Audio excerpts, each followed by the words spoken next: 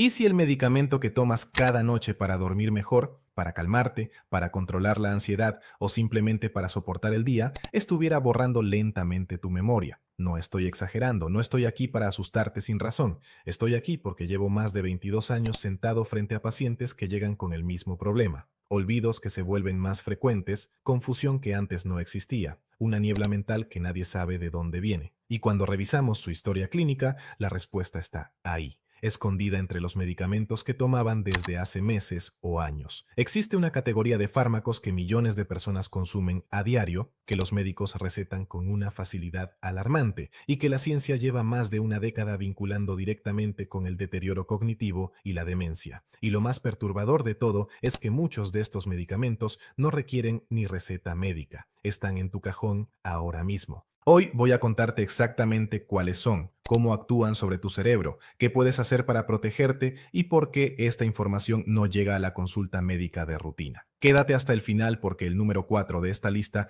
va a sorprenderte más de lo que imaginas. Es algo que casi nadie relaciona con la demencia y que posiblemente alguien en tu familia está tomando en este momento. Soy el doctor Enrique Salazar y he atendido a cientos de pacientes que llegaron a mi consulta preocupados por su memoria. Personas de 55, 60, 65 años que decían: doctor, creo que me está dando Alzheimer. Y muchas veces después de hacer una evaluación completa, la respuesta no era Alzheimer. La respuesta era química, era farmacológica, era algo que podíamos cambiar. Eso es lo que me motiva a hablar de este tema hoy, porque hay una diferencia enorme entre una demencia que es irreversible y un deterioro cognitivo que está siendo provocado por algo que tú mismo te estás tomando. Y si nadie te lo dice, no puedes actuar. Lo que vas a escuchar hoy no es alarmismo, es ciencia. Son estudios publicados en revistas médicas de primer nivel. Es lo que saben los especialistas, pero que rara vez se explica en los 10 minutos de una consulta apresurada. Antes de hablar de los medicamentos específicos, necesito que entiendas algo fundamental sobre cómo funciona tu cerebro y por qué envejece de una manera particular. Tu cerebro trabaja con mensajeros químicos, se llaman neurotransmisores. Imagina que tu cerebro es una ciudad enorme con millones de calles y cada calle tiene semáforos. Los neurotransmisores son las señales que coordinan el tráfico. Cuando esas señales se interrumpen, el caos empieza.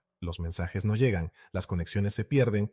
Uno de los neurotransmisores más importantes para la memoria y el aprendizaje se llama acetilcolina. Cuando tienes niveles adecuados de acetilcolina, puedes recordar el nombre de una persona que acabas de conocer, puedes concentrarte en una lectura, puedes seguir el hilo de una conversación compleja. Cuando esos niveles caen, empieza el olvido. Ahora bien, a partir de los 40 años, el cerebro naturalmente empieza a producir menos acetilcolina. Es parte del envejecimiento normal, pero hay algo que puede acelerar ese proceso de manera dramática: los medicamentos anticolinérgicos, y aquí empieza todo. Un medicamento anticolinérgico es cualquier fármaco que bloquea o reduce la acción de la acetilcolina en el cerebro. Y el problema es que muchísimos medicamentos comunes tienen este efecto, algunos de manera fuerte, algunos de manera moderada, pero el efecto se acumula. Los investigadores lo llaman carga anticolinérgica. Imagina que cada medicamento anticolinérgico que tomas le añade un peso más a esa carga. Y cuando la carga se vuelve demasiado pesada, el cerebro empieza a fallar. Un estudio publicado en JAMA Internal Medicine en 2015, que siguió a más de 3.400 adultos mayores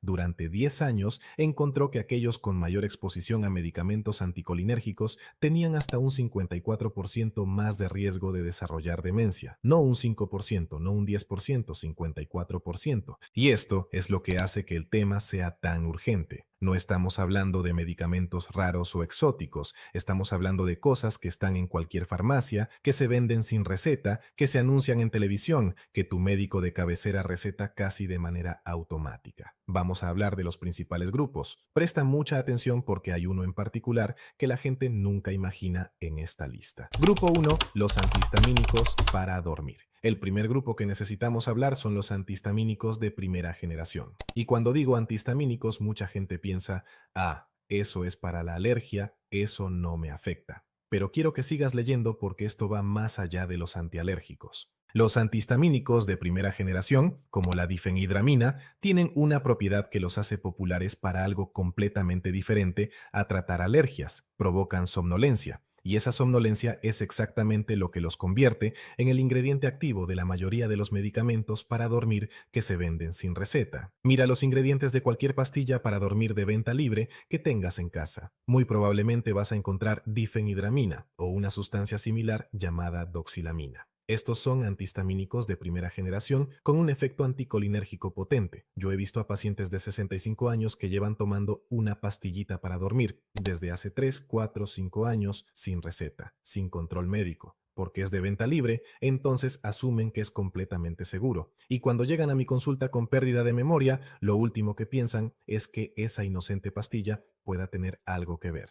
Tengo un paciente, lo voy a llamar don Alberto, 68 años, jubilado. Llegó acompañado de su esposa porque ella notó que él había empezado a olvidar cosas importantes. Nombres de personas cercanas, compromisos del mismo día, dónde dejó las cosas. Cuando revisé su lista de medicamentos, ahí estaba. Difenhidramina, 25 miligramos, todas las noches desde hacía 4 años. Ningún médico le había dicho que dejara de tomarla. Ninguno había relacionado ese medicamento con sus síntomas. Lo que hace la difenhidramina es cruzar la barrera hematoencefálica, que es básicamente la aduana entre tu sangre y tu cerebro, con una facilidad alarmante. Una vez dentro, bloquea los receptores de acetilcolina directamente en el tejido cerebral. A corto plazo sientes somnolencia. A largo plazo, el daño se acumula de una manera que los investigadores apenas están empezando a dimensionar. Un estudio publicado en el Journal of the American Geriatrics Society encontró que el uso continuo de difenhidramina durante más de 3 años se asoció con un incremento significativo en el riesgo de demencia, incluyendo Alzheimer. La dosis también importa. Mientras más miligramos y más frecuente, mayor es el daño acumulado. La solución práctica aquí no es quedarte sin dormir. El insomnio también daña el cerebro. La solución es buscar alternativas que no tengan este efecto anticolinérgico. La melatonina, por ejemplo, es una hormona natural que regula el ciclo de sueño sin ningún efecto anticolinérgico. De 0.5 a 3 miligramos, tomados de 30 a 60 minutos antes de dormir, pueden ser suficientes para muchas personas. La higiene del sueño, las técnicas de relajación cognitiva e incluso algunos suplementos como el magnesio glicinato a dosis de 200 miligramos en la noche pueden mejorar la calidad del sueño sin poner en riesgo tu memoria. Si llevas tiempo usando antihistamínicos para dormir, habla con tu médico. No los dejes de manera abrupta sin orientación, pero sí pon el tema sobre la mesa. Quédate conmigo porque el siguiente grupo es uno que casi nadie relaciona con la demencia y es posiblemente el más recetado de todos. Grupo 2. Los medicamentos para la vejiga. Hay millones de personas, especialmente mujeres mayores de 50 años, que tienen un problema que médicamente se llama vejiga hiperactiva. Se manifiesta como una urgencia frecuente de orinar, a veces sin poder aguantar, a veces despertando varias veces en la noche. Es incómodo, interfiere con la vida diaria y por supuesto la gente busca ayuda médica. El tratamiento más prescrito para esta condición es una clase de medicamentos llamados antimuscarínicos o anticolinérgicos urinarios. Los nombres comerciales cambian según el país, pero las moléculas más comunes son oxibutinina, tolterodina, solifenacina y darifenacina. Y aquí viene el problema. Estos medicamentos funcionan bloqueando los receptores muscarínicos de la vejiga para reducir los espasmos, pero esos mismos receptores muscarínicos existen en el cerebro y son exactamente los receptores que usan la memoria y el aprendizaje. Imagina que intentas apagar el fuego en una habitación lanzando agua con una manguera, pero el chorro también empapa las habitaciones de al lado. Eso es lo que hace la oxibutinina. Apaga los espasmos de la vejiga, pero también apaga la actividad colinérgica del cerebro. Tengo que contarte sobre una paciente que voy a llamar Doña Carmen, 72 años, muy activa, muy lúcida, maestra retirada. Llegó a mi consulta porque su hija notó que en los últimos 2 años se había apagado un poco. Ya no recordaba las conversaciones de un día para otro, se confundía con los días de la semana. Había perdido interés en leer, algo que amaba toda su vida. Llevaba 3 años tomando oxibutinina para la vejiga hiperactiva. Cuando ajustamos su manejo y cambiamos a una alternativa con menor penetración cerebral y con fisioterapia de piso pélvico, en 6 meses su familia reportó una mejoría notable. No fue magia, fue eliminar el veneno. Un análisis publicado en British Medical Journal en 2018 que revisó los registros médicos de más de 280,000 personas encontró que el uso prolongado de medicamentos anticolinérgicos para la vejiga, específicamente por más de un año, se asociaba con un riesgo significativamente mayor de demencia. Y los investigadores enfatizaron algo importante. El daño parecía ser dosis dependiente y tiempo dependiente. Más tiempo tomando el medicamento, mayor el riesgo acumulado. Las alternativas existen y son efectivas. La fisioterapia de suelo pélvico es el tratamiento de primera línea y tiene evidencia sólida. Los ejercicios de Kegel realizados de manera correcta y consistente pueden reducir significativamente los episodios de urgencia urinaria en el 60 a 70% de las personas. Reducir la cafeína y el alcohol que irritan la vejiga también ayuda de manera importante. Y si se necesita medicamento, existen opciones más modernas con menor efecto en el cerebro, como el mirabegrón, que actúa por un mecanismo diferente. La clave es que si estás tomando un medicamento para la vejiga y nadie te ha hablado del riesgo cognitivo, es hora de tener esa conversación. Esto es importante, pero lo que viene ahora puede afectar a alguien que conoces y que jamás lo sospecharía. Grupo 3. Los antidepresivos tricíclicos. Los antidepresivos tricíclicos son una clase de medicamentos que se desarrollaron en la década de los 50 y 60. Durante muchos años fueron el tratamiento estándar para la depresión, la ansiedad, el dolor crónico, la migraña y el insomnio. Hoy existen antidepresivos más modernos con mejores perfiles de seguridad, pero los tricíclicos siguen recetándose ampliamente, especialmente para el dolor neuropático y la fibromialgia. Los nombres que debes conocer son amitriptilina, imipramina, nortriptilina y clomipramina. De todos ellos, la amitriptilina es probablemente la que más se sigue usando y tiene uno de los perfiles anticolinérgicos más potentes de cualquier medicamento de prescripción. El problema con los tricíclicos no es solo que bloquean la acetilcolina, es que lo hacen con una intensidad muy alta y muchas veces se prescriben a largo plazo para años, sin un plan claro de discontinuación. Una persona que toma amitriptilina todos los días durante 5 años para el dolor de cabeza está acumulando una carga anticolinérgica enorme sobre su cerebro. Déjame contarte sobre Jorge, 61 años, que llegó a verme por problemas de concentración y memoria que él describía como no ser yo mismo. Cuando revisé su historia, llevaba 6 años tomando amitriptilina 50 miligramos al día para la migraña crónica. Nadie le había hablado de los efectos cognitivos, nadie le había ofrecido una alternativa, simplemente renovaba la receta año tras año. La escala llamada Anticholinergic Cognitive Burden Scale, que es una herramienta que usamos los especialistas para medir el efecto acumulado de los medicamentos anticolinérgicos, clasifica a la amitriptilina en el nivel más alto de riesgo. Cada punto en esa escala se asocia con peor desempeño cognitivo, y los pacientes que usan medicamentos de alta carga anticolinérgica muestran diferencias medibles en pruebas de memoria, velocidad de procesamiento y función ejecutiva. Para el dolor neuropático y la migraña crónica, existen alternativas con perfiles cognitivos mucho más seguros. Los medicamentos de la familia de los inhibidores de recaptación de serotonina y norepinefrina, como la duloxetina o la venlafaxina, no tienen efecto anticolinérgico significativo. Los anticonvulsivantes, como la gabapentina o el topiramato, tienen sus propias consideraciones, pero no el mismo perfil de riesgo para la demencia. La terapia conductual para el manejo del dolor crónico también tiene evidencia robusta. El punto no es que la depresión o el dolor crónico no necesiten tratamiento, absolutamente necesitan tratamiento. El punto es que en el año que vivimos existen opciones más seguras para el cerebro y merecemos conocerlas. Prepárate porque el número 4 de esta lista es el que más me preocupa, es el más común, el más normalizado y el que menos gente asocia con el deterioro de la memoria. Las benzodiazepinas, el medicamento más recetado y más peligroso para tu cerebro. Si hay un medicamento que merece una conversación seria, urgente y honesta sobre su efecto en el cerebro, son las benzodiazepinas. Y cuando digo benzodiazepinas, estoy hablando de un grupo enorme de medicamentos que probablemente reconoces por sus nombres: diazepam, alprazolam, lorazepam, clonazepam, bromazepam, midazolam. Sí, esos mismos que se recetan para la ansiedad, para el insomnio, para los ataques de pánico, para los espasmos musculares, para la epilepsia, los que se toman cuando uno se siente muy nervioso, los que la abuela lleva tomando desde hace 10 años y nadie ha cuestionado. Las benzodiazepinas no son anticolinérgicas en el mismo sentido técnico de lo que hemos hablado. Su mecanismo es diferente. Actúan potenciando el efecto del GABA, que es el principal neurotransmisor inhibidor del cerebro. En otras palabras, calman la actividad cerebral y a corto plazo, en situaciones puntuales y con uso supervisado, tienen su lugar en la medicina. El problema es el largo plazo y el uso que se ha normalizado en millones de personas. Cuando tomas una benzodiazepina de manera crónica, tu cerebro se adapta. Lo que al principio te calmaba con una dosis pequeña ya no funciona igual. Necesitas más. Mientras tanto, las regiones del cerebro que están siendo suprimidas repetidamente, especialmente el hipocampo, que es la estructura central de la memoria, empiezan a mostrar cambios estructurales.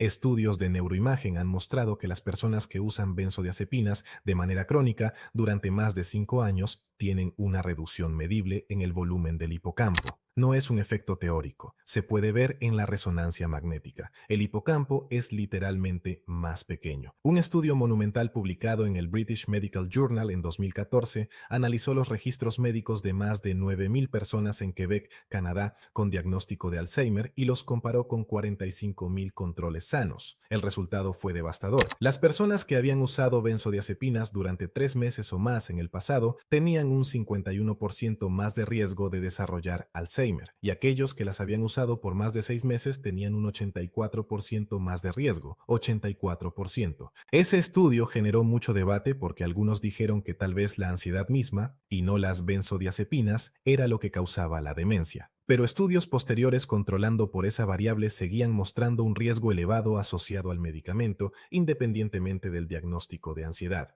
Ahora necesito que entiendas por qué esto me preocupa tanto en el contexto latinoamericano. En muchos países de América Latina, las benzodiazepinas se consiguen con una facilidad que debería alarmarnos. En algunos lugares se venden sin receta, en otros la receta se renueva sin ninguna evaluación real del paciente. He tenido pacientes que llevan 8, 10, 12 años tomando clonazepam o alprazolam sin que nadie les haya explicado que ese medicamento estaba diseñado para uso agudo y de corto plazo, no para ser un compañero permanente de vida. Y el más común de todos ellos, el que más me preocupa y el que quiero que recuerdes, es el alprazolam. Es una benzodiazepina de acción corta, de alta potencia, extremadamente adictiva desde el punto de vista neurológico, con un perfil de riesgo cognitivo muy serio cuando se usa de manera crónica. Tengo que contarte sobre Rosa, 58 años. Empezó a tomar alprazolam a los 45, después de un periodo de mucho estrés laboral. Su médico le dijo que era para los nervios y que podía tomarlo cuando lo necesitara. 13 años después llegó a mi consulta porque su familia estaba preocupada por su memoria, olvidaba conversaciones completas, confundía a sus nietos, se desorientaba en lugares familiares. Durante años asumió que simplemente estaba envejeciendo. Nadie relacionó el alprazolam con lo que le estaba pasando.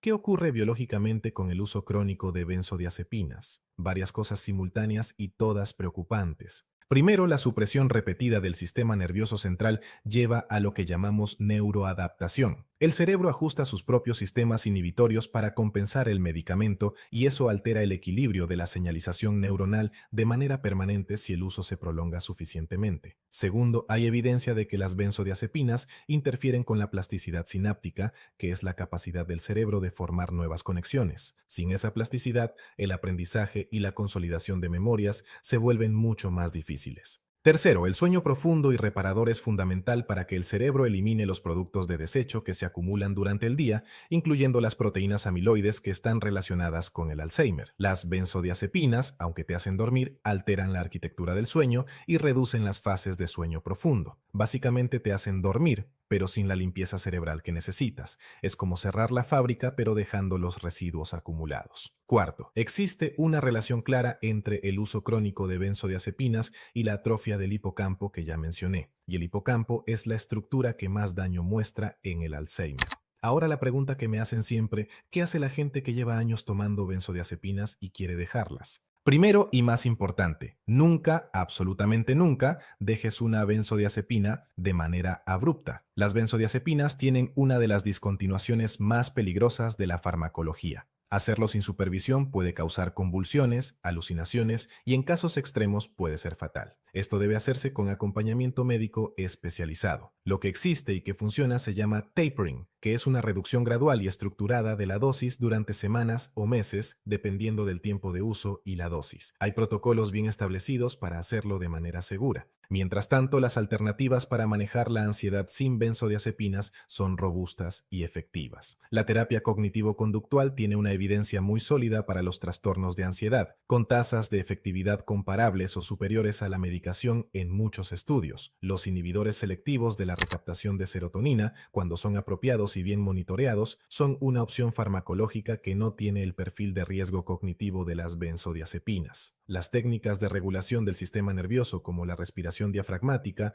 el entrenamiento en mindfulness y el ejercicio aeróbico, tienen evidencia creciente para el manejo de la ansiedad. Y algo fundamental que quiero que sepas, no estoy diciendo que la ansiedad no sea real, no estoy diciendo que no necesita tratamiento, estoy diciendo que tu cerebro merece las opciones más seguras disponibles y mereces que te las expliquen. El mensaje central de todo esto es que si tú o alguien que quieres lleva meses o años usando benzodiazepinas de manera rutinaria, es hora de tener una conversación seria con un médico que esté dispuesto a evaluarte de manera completa, explicarte las opciones y acompañarte en un proceso de cambio si es necesario, porque nadie debería perder la memoria por un medicamento que se suponía que iba a ayudarle a vivir mejor. Grupo 5. Los medicamentos para el estómago. El caso del omeprazol y sus efectos ocultos. Este último grupo no lo puedo dejar fuera porque está en prácticamente todos los hogares. Me refiero a los inhibidores de la bomba de protones, omeprazol, pantoprazol, lansoprazol, esomeprazol, los que se toman para la acidez, el reflujo, la gastritis. El mecanismo de riesgo aquí es diferente, no son directamente anticolinérgicos ni actúan sobre el GABA. El problema es más indirecto pero igualmente serio. Los inhibidores de la bomba de protones, cuando se usan de manera crónica, reducen significativamente la absorción de vitamina B12, y la vitamina B12 es absolutamente esencial para el funcionamiento neurológico. Una deficiencia de vitamina B12 que se mantiene durante meses o años puede causar daño a la mielina, que es la capa protectora que cubre los nervios, y ese daño puede manifestarse como problemas cognitivos, pérdida de memoria, depresión y en casos avanzados como un síndrome que se parece clínicamente a la demencia. Lo particularmente engañoso de la deficiencia de vitamina B12 es que puede tardar años en manifestarse porque el cuerpo tiene reservas, y cuando empieza a dar síntomas ya hay un déficit importante acumulado. Además, el omeprazol y sus equivalentes también reducen la absorción de magnesio, que es otro mineral crítico para la función neurológica y la salud del corazón. Un estudio publicado en JAMA Neurology encontró una asociación entre el uso prolongado de inhibidores de la bomba de protones y un mayor riesgo de demencia. La asociación fue especialmente marcada en personas que los tomaban diariamente durante más de 2 años. ¿Cuántas personas conoces que toman omeprazol todos los días de manera indefinida sin que nadie haya cuestionado si todavía lo necesitan? La solución práctica aquí tiene dos partes. Primero, si llevas más de un año tomando un inhibidor de la bomba de protones, pide a tu médico que revise si todavía es necesario o si puedes reducirlo o descontinuarlo. Muchas personas los toman por hábito, no por necesidad real. Segundo, si lo necesitas, asegúrate de monitorear tus niveles de vitamina B12 y magnesio anualmente. Si están bajos, la suplementación puede compensar el déficit. La vitamina B12 en forma de metilcobalamina, a dosis de 1000 microgramos sublinguales al día, es bien absorbida incluso en personas con absorción comprometida. Los cambios en la alimentación, como reducir los alimentos ultraprocesados, los irritantes gástricos, el alcohol y el café en exceso, junto con no acostarse inmediatamente después de comer, pueden reducir la dependencia al omeprazol en muchas personas. Vamos a hacer un repaso rápido de todo lo que cubrimos hoy porque esta información merece que la tengas clara. El primer grupo de riesgo son los antihistamínicos de primera generación, usados como somníferos. La difenhidramina y la doxilamina, presentes en muchos medicamentos para dormir de venta libre, tienen un efecto anticolinérgico potente que con el uso crónico se asocia con deterioro cognitivo. La alternativa más segura para el insomnio incluye melatonina, magnesio glicinato e higiene del sueño estructurada. El segundo grupo son los medicamentos anticolinérgicos para la vejiga hiperactiva. Oxibutinina, tolterodina y similares bloquean los mismos receptores en la vejiga y en el cerebro, con consecuencias cognitivas documentadas en estudios de largo plazo. La fisioterapia de suelo pélvico y el mirabegrón son alternativas válidas. El tercer grupo son los antidepresivos tricíclicos como la amitriptilina, que siguen usándose para dolor, migraña e insomnio, a pesar de tener uno de los perfiles anticolinérgicos más altos de cualquier medicamento de prescripción. Existen alternativas modernas con perfiles cognitivos mucho más seguros. El cuarto grupo, y el más importante de todos, son las benzodiazepinas. Diazepam, alprazolam, clonazepam, lorazepam y sus equivalentes, cuando se usan de manera crónica, provocan cambios estructurales en el cerebro, reducen el volumen del hipocampo, interfieren con el sueño reparador y se asocian con un incremento dramático en el riesgo de Alzheimer. Su discontinuación siempre debe hacerse bajo supervisión médica, con un plan gradual y bien estructurado. El quinto grupo son los inhibidores de la bomba de protones, como el omeprazol, que con el uso prolongado interfieren con la absorción de nutrientes críticos para el cerebro, especialmente la vitamina B12 y el magnesio. Nada de lo que hablamos hoy significa que debas salir corriendo a suspender medicamentos. No, lo que significa es que tienes el derecho de ir a tu médico, de tener una conversación informada, de preguntar cuánto tiempo llevo tomando esto, sigue siendo necesario, hay alternativas más seguras para mi cerebro. Si tu médico te dice que no hay ninguna preocupación sin darte una explicación, busca una segunda opinión, porque la evidencia es clara y está publicada en las revistas médicas más importantes del mundo. Quiero preguntarte algo directamente. ¿Reconociste algún medicamento del que hablamos hoy? ¿Tú lo estás tomando o alguien en tu familia, alguien cercano que puede necesitar esta información? Si es así, déjame saberlo en los comentarios. No tienes que dar detalles personales, solo escríbeme "lo reconocí" o cuéntame cuál fue el punto que más te sorprendió. Esa interacción no solo me ayuda a mí a saber qué temas importan, sino que puede ayudar a que este video llegue a más personas que necesitan verlo. Si te gustó este video, suscríbete a este canal si quieres seguir recibiendo información médica honesta, basada en evidencia y explicada de una manera que realmente se entienda. Cuídate mucho.